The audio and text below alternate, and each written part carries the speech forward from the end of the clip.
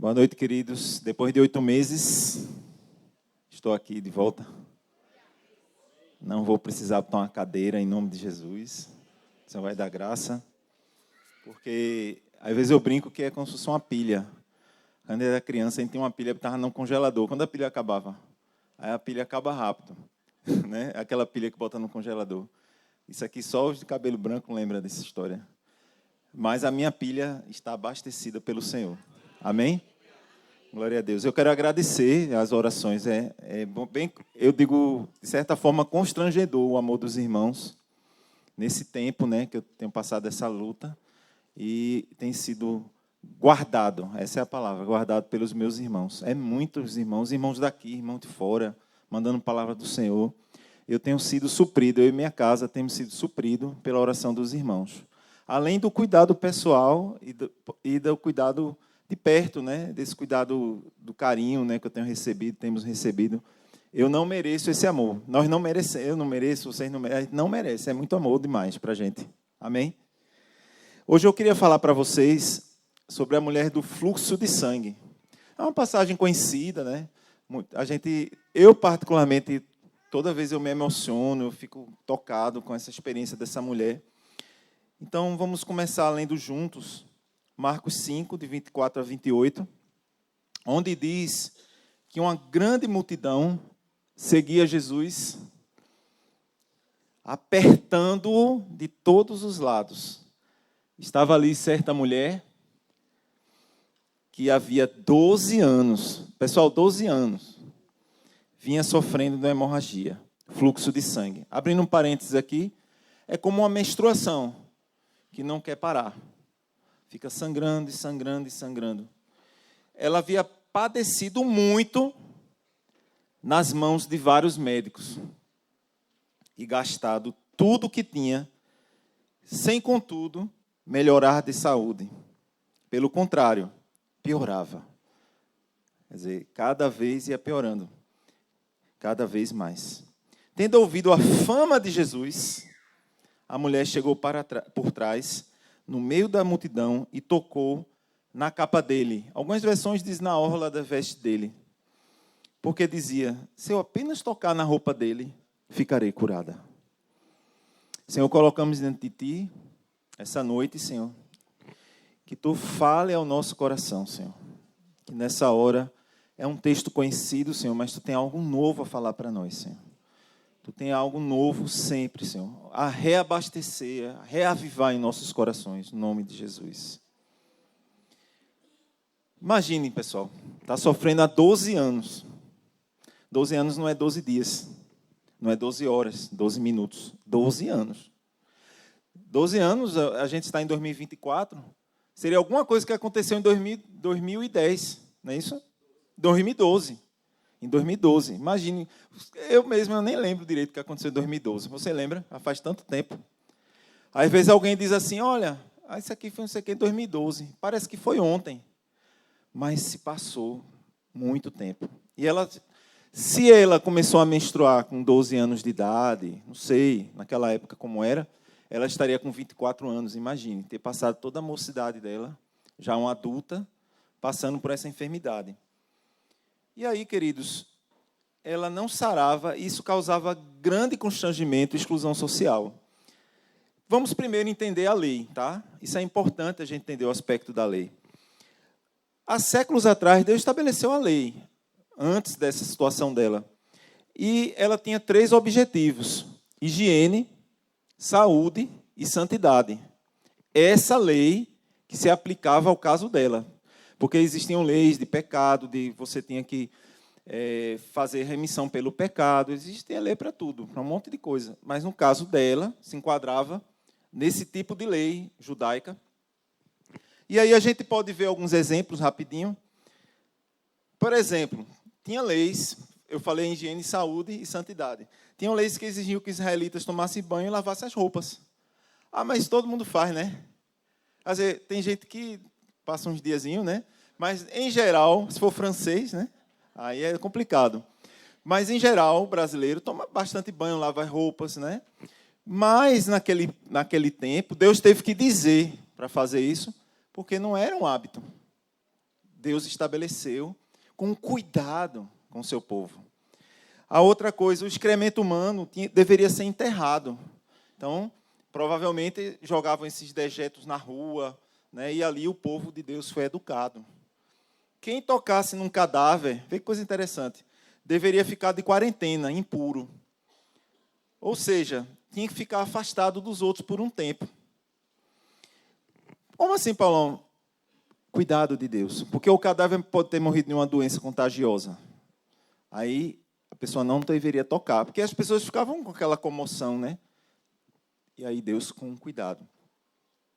Quando havia suspeita que alguém tem uma doença contagiosa, ficava de quarentena impuro também. Antes de voltar para junto dos outros, aquele que havia se recuperado de uma doença precisava lavar as roupas, tomar banho para serem considerados puros. Então, esses são só alguns exemplos, queridos, só para a gente entender o contexto. Mas era uma questão de higiene, saúde, e diversas situações tornavam as pessoas impuras. Porque Deus é santo. E para se aproximar dele, a gente tem que estar limpo, puro. Então, eu ter cometido alguma dessas situações, mesmo que sem querer, né? Mostra que eu tenho que ter cuidado também com a presença de Deus, porque Deus é santo e é puro. Então, entra esse terceiro aspecto, a santidade. E até hoje, isso leva a gente a dizer assim, poxa, eu preciso me purificar, né? Se eu estiver sujo, eu fiz alguma coisa, eu preciso me purificar. Então, a lei tinha esse aspecto. A respeito do fluxo de sangue, muita gente tem dúvida. Eu mesmo não tinha parado para estudar esse tema. E aí tem uma lei específica sobre o fluxo de sangue ou menstruação.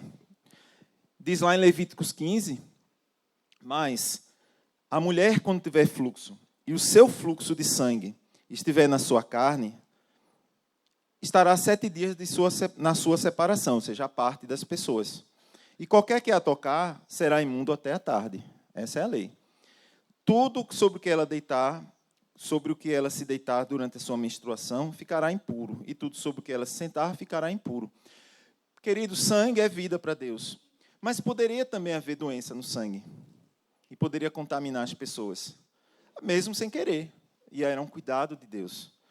Todo aquele que tocar em sua cama, lavará suas roupas, e se banhará com água, e ficará impuro até a tarde. Em aquele período que a pessoa deveria esperar. Então, isso era a lei. Uma coisa interessante, o objetivo dessa lei, por mais que depois possa ter sido usada religiosamente de uma maneira inadequada, ela não era constranger a pessoa, mas guardar. Imagine as mulheres naquele tempo, né? Não havia absolvente feminino. Então, era constrangedor e Deus tinha um cuidado com aquela mulher. Então, o objetivo da lei, em sua essência, era higiene, saúde e santidade. E aí a gente pode entender como cuidado. Agora, a maneira que isso era aplicado, com certeza, com o passar dos anos, foi se tornando talvez uma coisa religiosa, uma coisa agressiva, mais dura, né? Mas essa era a lei, né? E aí, mas Paulão, aquela mulher, ela ficava sangrando, não foi apenas uma menstruação. Será que isso está na lei também? Está também, queridos. Existe uma lei específica a respeito do fluxo de sangue contínuo, que era o caso dela.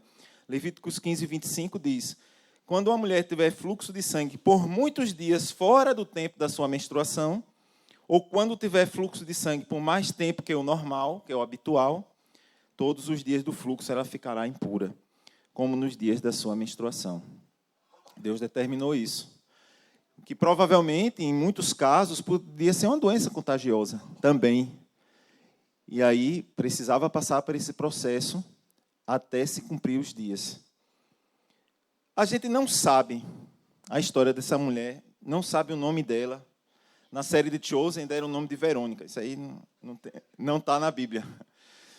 Não sabemos nada sobre essa mulher, mas pelo que o texto diz, a gente pode concluir algumas coisas. Primeiro, tudo que tocava era visto como imundo. Tudo que ela tocava. A cama que ela dormia, como vimos no texto, a cadeira que ela sentava, as coisas que ela usava e as roupas que ela vestia eram todas imundas. Ela também não poderia entrar no templo de Jerusalém. Não poderia. As pessoas não a queriam por perto, para não tocar e ficar imundos até a tarde. A gente leu esse texto. Então, ninguém queria ela por perto. Mas também não era para enxotar ela. Não era para fazer algo assim, sai para lá, como aconteceu com os leprosos, provavelmente. Não era isso. Mas, provavelmente, como a gente conhece o ser humano e a religiosidade, ela devia sofrer bastante preconceito por essa situação. Podemos imaginar que, com o tempo, passou a viver na solidão. Sua presença não era desejada por ninguém. Poucos interagiam com ela. Deveria viver fora da cidade, provavelmente em algum lugar mais afastado. E ela não podia se casar. Né? Quem queria casar com uma mulher com esse problema? Como vimos no texto, ao longo do tempo, gastou todos os recursos que tínhamos com médicos. Provavelmente vivia em pobreza. Porque se ela gastou todos os recursos, ela ficou sem recursos. E naquele tempo a gente sabe que o trabalho para o homem acontecia mais fácil. E era difícil uma mulher trabalhar. A mulher fazia um trabalho mais acessório, né? Então eu imagino que era muito mais difícil ser mulher naquele tempo. E para ela, que gastou tudo que ela tinha, devia ser dificílimo. Talvez até passasse fome. A gente não pode afirmar, mas a gente pode imaginar essa situação. Como tinha perda contínua de sangue, isso, perda de sangue causa fraqueza, com certeza essa mulher passava situações de debilidade física muito forte. Poderia ter anemia, né? Então devia ser uma pessoa, né, que ali ao longo dos anos foi ficando fraquinha, debilitada, magrinha. Não sabemos, mas podemos imaginar. Podemos imaginar até que ela não tinha mais amor pela vida depois de 12 anos, queridos.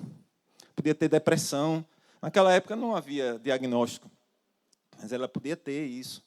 Então, essa situação era muito complicada. Muito complicada. Não era simples. E aí alguém pode dizer assim, rapaz, ela fez alguma coisa para passar por isso. O que é que ela fez? Ah, ela deve ter... Se fosse hoje em dia, o povo diz assim, jogou pedra na cruz de Cristo. Né? Alguém podia dizer, o pessoal tem essa história, né? Será que ela fez algum pecado, ela cometeu adultério e, de repente, foi castigada? Não sabemos. E a gente não pode afirmar isso. O que sabemos é que ela sofria. A Bíblia diz que sofria muito. E é isso que interessa nessa passagem para a gente observar, que era um grande sofrimento. E aí alguém pode dizer assim, você pode estar passando por uma situação, né, complicada, e aí você pode pensar assim, mas, meu Deus, por que eu estou passando por isso? Quando eu descobri o câncer, lá em junho, né, foi uma coisa assim, avassaladora, né? Você não espera. Você vai fazer uma coisa, uma cirurgia para tirar uma hérnia e descobre que tem um câncer. E a gente se abala, né? Mas eu lembrei de nunca perguntar por quê. Isso estava bem firmado no meu coração. Saber o motivo. Não, por que eu fiz? Né? E Nando, lá no mesmo dia, uma hora e meia depois, chegou o Fernando, William e Paulinho para orar por mim, trazer palavras. E eu creio que foi uma das primeiras coisas que o Fernando falou para mim, foi, não pergunte por quê. Descubra o propósito. E isso é algo que a gente deve fazer quando a gente passa por alguma situação difícil. A gente não sabe o porquê. Não adianta a gente colocar Deus no canto da parede. Por que Deus? Tem gente que faz isso, né? Eu tenho um primo que perdeu uma filha lá em Portugal. E ele ficou revoltado, botou nas redes sociais. Por que Deus? Eu fiz para merecer isso. Isso não leva a gente a lugar nenhum, queridos. Não leva, não ajuda. O importante que Deus quer é que a gente busque o propósito. Então, o questionamento não ajuda. O que ajuda é propósito. Ah, Deus tem um propósito com isso. Amém? Quantos dizem amém? Há um propósito. O Senhor me falou que eu fui curado. Logo depois, tive uma experiência com Deus maravilhosa. Porém, levou um tempo. Eu estou no tempo de Deus. Então, há um propósito. Esse propósito tem um processo. Ao invés da gente focar em querer uma explicação, a gente quer que Deus quer que a gente foque no propósito. Será mais fácil aceitar, esperar e buscar forças nele. Agora há pouco, o nosso irmão, né, perderam um bebezinho, né, da filha. Eu soube depois. E vem isso, né? Não é isso? Alexandre, Augusta, a gente precisa saber qual é o propósito. Não é dizer por que, Deus, não leva a lugar nenhum. Amém? Se você está passando por uma grande luta, tenha paciência. Busque a Deus. Veja como é interessante a questão do propósito. Efésios 2:10 diz o seguinte: pois somos obras de Deus, criados em Cristo Jesus, para fazermos boas obras, as quais Deus preparou antes de nós para as praticarmos. Deus preparou algo para a gente praticar. Então, Deus tem um propósito. Jeremias 29:11 é mais claro ainda. Porque sou eu que conheço os planos que tenho para vocês. Deus já sabia que no dia 1 de junho de 2023, eu ia descobrir que estava com câncer. Eu que não sabia. Mas Ele é que sabe os planos que tinha para mim.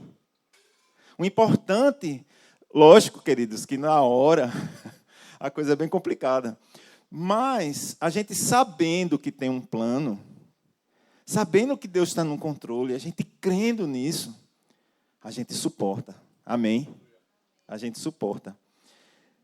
Diz o Senhor, planos de fazê-los prosperar e não causar dano, planos de dar a vocês esperança e um futuro. Já disse tudo. Amém, Wallace? Esse é o plano de Deus. Amém, Aureliano? Plano de Deus. A gente pode não entender e não precisa entender. Eu quero o propósito. Eu quero para quê? Para onde é que eu caminho, Senhor, nessa situação? Vai ter que passar por um processo, fazer quimioterapia. Eu nunca sabia o que era uma quimioterapia, eu tive que descobrir. Vai ter que fazer uma cirurgia, não sei o que lá, não sei o que lá. Vou fazer. Amém? Então, eu tenho que fazer alguma coisa. Eu vou buscar qual é a vontade de Deus. Amém? Muitos que descobrem diagnóstico de câncer morrem, entram em depressão. Acho que Luciane, trabalhando em UTI de hospital, sabe. A pessoa, tem gente que definha, só da notícia. E os cirurgiões, eles são muito assim, não dá muita esperança para você, é bem duro, então é bem complicado. Então, é um mundo, né? É difícil. Os diagnósticos, a gente sabe que é um parente, está com alguma doença. Antigamente, era dizer que decretou a morte, né? Hoje em dia, tem tratamentos. Mas, mesmo assim, as pessoas, eu quero fazer tratamento nenhum, se rebela, não aceita, se revolta com Deus, e aí vai para um caminho ruim. Mas nós não queremos pegar as coisas que estamos passando, as situações, e ir pelo caminho ruim. Vamos pelo caminho bom. Amém, queridos?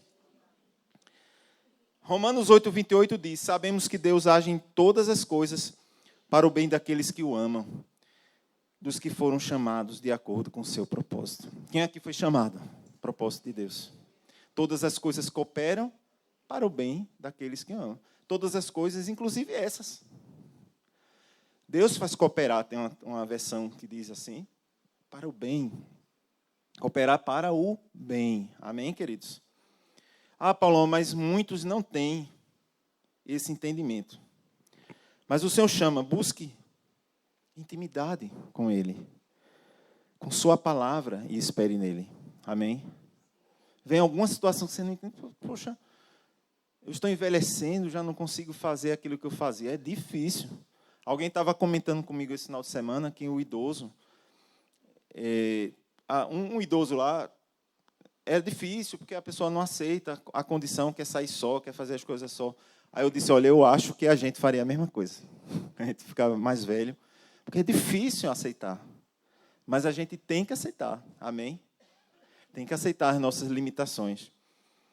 Mas, Paulão, muitos não têm esse entendimento, né? As pessoas por aí, em geral, não têm esse entendimento que a gente está tendo. É verdade. Lembremos que muitos parentes, amigos, colegas estão vivendo como essa mulher, na solidão, depressão, vontade de morrer. Uma vida sem propósito. Mas temos a plena certeza de que Deus está cuidando de nós e cuidando das pessoas. Mesmo que elas ainda não o conheçam, Deus está cuidando. Pode ter certeza. A misericórdia e a graça do Senhor é muito grande. A mulher de fluxo de sangue sofreu por 12 anos. Mas esse sofrimento tinha dia e hora para acabar. Amém, queridos? Podia ser até que ela partisse. Mas se ela partisse com o Senhor, tinha acabado também. Às vezes, a gente viu o caso da nossa irmã, né? Que veio aqui na frente, no ano passado.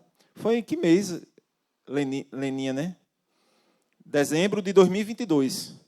E ela disse que estava se sentindo melhor, ela estava em metástase no câncer. E ela foi para a glória. A gente pode dizer que isso, para nós, foi difícil. Né? Para a família, foi mais difícil ainda. Né? Mas, para ela foi para a glória, queridos. Então, tinha dia e hora. Olha, o fim que Deus planejou sempre é maravilhoso. Por mais difícil que seja aceitá-lo. Mas é maravilhoso. Amém, queridos? O que interessa para Deus não são os começos, são os finais. A gente precisa, se você começou errado, conserte. Deus ainda dá tempo de consertar a sua vida. Amém? E aí, voltamos lá para o texto de Marcos 5, 27, que ele diz assim, ó, eu achei muito interessante essa parte. Ela viveu nessa situação, como vimos, né? E é engraçado esse texto, tá, pessoal? Só abrindo um parênteses. Antes de ela passar por essa cura, Jesus estava indo na casa de Jairo, cuja filha, que tinha 12 anos, coincidência, estava padecendo a morte. E no meio do caminho, Jesus foi avisado que o Jairo foi avisado que a filha tinha morrido. Ela tinha 12 anos. E essa mulher, 12 anos, sofrendo. É uma jesuicidência, né? E aí, o que aconteceu de diferente na história dela? Ouviu a fama de Jesus. O que é ouvir a fama de Jesus, hein, Daniel? Ouviu falar de Jesus. E aqui, quem é que fala de Jesus? Somos nós. Amém? Nós temos que falar de Jesus, queridos. Então, alguém comentou com ela a respeito disso. Você está preparado para falar de Jesus a quem quer que seja? Isso é um desafio hoje em dia. Eu vou muito em hospital, vou muito em emergência, já aconteceram várias coisas. E aqueles enfermeiros e enfermeiras estão ali, estão no cuidado. Converso muito com eles. Nós conversamos, né, Gisele? E temos que falar de Jesus para essas pessoas. Amém? Ah, mas aquele ali tem um problema assim, tem um jeitinho, não sei o quê, que hoje em dia a coisa é complicada. Não interessa. A gente deve ser gentil com todos. Hoje, mais do que nunca, queridos, vivemos uma geração de cabeça para baixo. Precisamos da graça do Senhor. Não dizer as verdades sem amor. Jesus era amor e verdade. Verdade com amor. Amor com a verdade. Uma coisa junto da outra. Amém?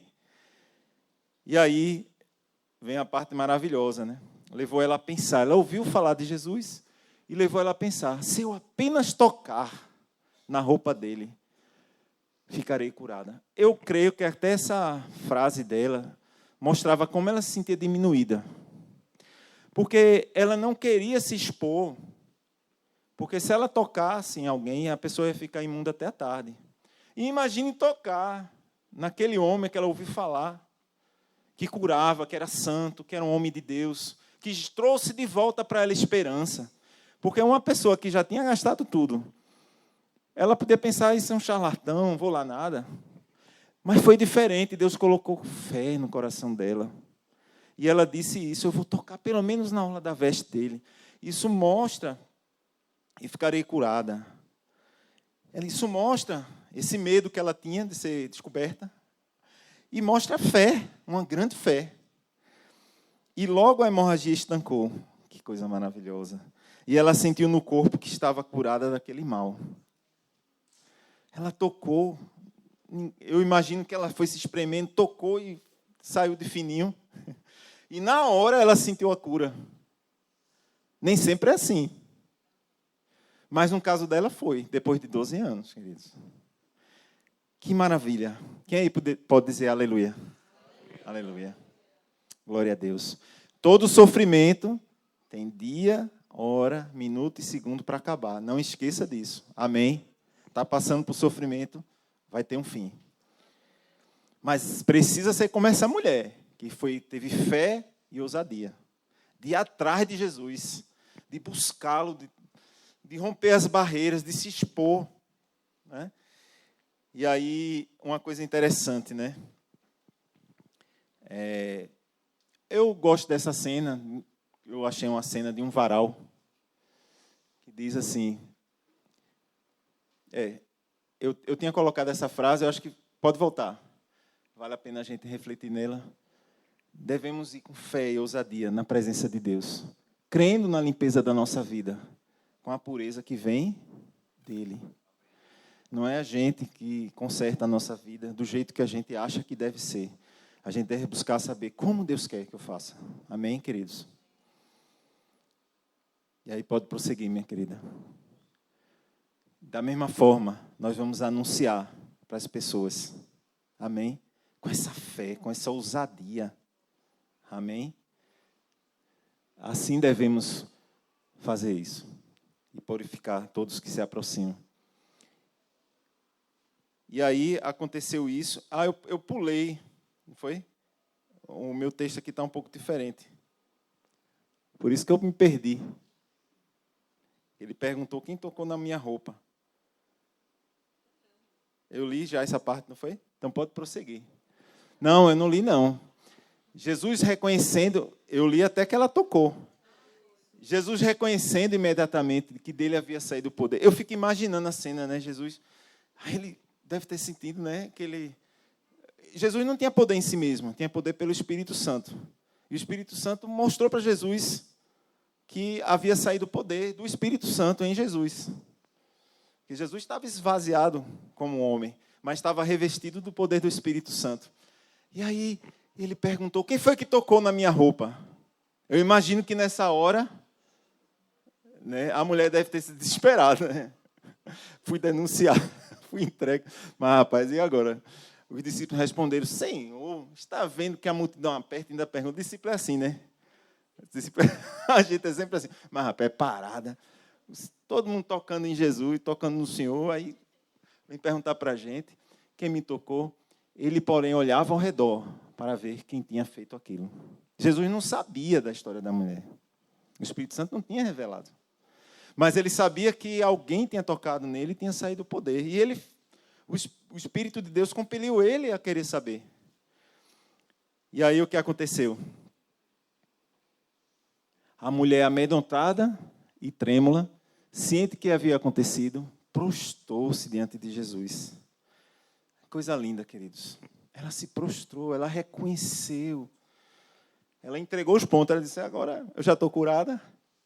Né? O que vai acontecer, não sei, vão me apedrejar, porque eu toquei nele, será? Não sei. E declarou-lhe toda a verdade. Mas Jesus lhe disse, filha, a tua fé te salvou. Vá em paz e fique livre desse mal. Nessa passagem, queridos, é interessante que ela reconheceu, ela teve fé, foi curada, mas ela teve algo a mais. Jesus teve uma hora que curou 10 leprosos e nem todos vieram agradecer. Essa mulher veio para a segunda etapa, ela foi curada, ela foi daquelas que foi curada e ela reconheceu, ela se ajoelhou e disse-lhe toda a verdade, contou a história dela. E é isso que a gente tem que fazer diante de Deus. Contar a nossa história, Senhor. Eu estou fazendo isso, eu estou agindo assim. Não adianta dizer, Deus, por que eu não mereço? Não é verdade isso. A gente diz, Senhor, eu estou assim, eu fiz isso, eu fiz aquilo. Aí o Senhor vai poder falar para você o que é que precisa ser consertado, qual a direção que ele precisa. No caso dela, eu imagino Jesus ficou feliz com a fé daquela mulher. E disse, a filha, chama ela de filha, a sua fé salvou você. Vá em paz e fique livre. Amém? Fique livre. Diga para o seu irmão, fique livre na presença de Jesus. Amém? Vamos ter o acampe. Sempre é um momento muito especial de Deus, onde Deus move as águas. É maravilhoso. A oportunidade que a gente tem de a gente experimentar novas águas do Senhor. Amém? E aí a gente deve focar no propósito. Se a gente apenas vê o momento da cura, a gente pode pensar assim, sempre vai ser assim. É só ler aqueles textos, né? Eu li muito o Novo Testamento várias vezes, li o Antigo Testamento. A gente parece assim, a gente lê Jesus curando o cego, Jesus, né? A gente cantou aqui hoje. E a gente diz, poxa, tem que ser assim. Não. Há um propósito. Só mais uma vez tocando nesse ponto. Há um propósito. Mas uma coisa importante, queridos, Deus está conosco nesse propósito. Isso faz toda a diferença. Eu gosto muito desse texto de Isaías 6:64-8. Eu não lembrava. Eu já li Isaías várias vezes, mas nesse período que eu tenho passado essa situação, eu li e saltou aos olhos. Do oleiro. Eu amo aquela passagem do oleiro. O oleiro, queridos, é aquele homem que pega o barro, coloca água, e dali faz um vaso e faz algo. E o Senhor, Deus compara, a palavra compara Deus com esse oleiro. Mas você achar um texto no Antigo Testamento chamando Deus de Pai é uma coisa raríssima. Isaías teve essa revelação. Porque eles viam a Deus como Senhor, como Deus de Abraão, Isaac, Jacó, como o Deus dos pais. Deus do meu tataravô, Deus do meu bisavô. Mas Isaías, ele diz, mas agora, Senhor, Tu és o nosso Pai. E isso Jesus revelou a Deus como Pai. Para o povo de Israel, eles não viam Deus como Pai. Apesar de que Isaías já disse aí, deu a dica. Né? E aí, olha, queridos, nós somos o barro e Tu és o nosso oleiro. E todos nós somos obras das Tuas mãos. Amém. Queridos, esse testemunho da mulher de fluxo de sangue, né, que ela passou 12 anos, não foi em vão. Não foi em vão que ela passou 12 anos. Por que eu posso dizer isso? Porque milhares e milhares leram o texto. Eu imagino que muita gente se converteu, muita gente ficou com o coração cheio de fé, como eu, através desse testemunho. Ela viveu aqueles 12 anos, não sei quantos anos mais ela viveu, mas ela alcançou muita gente, viu? Com esses 12 anos.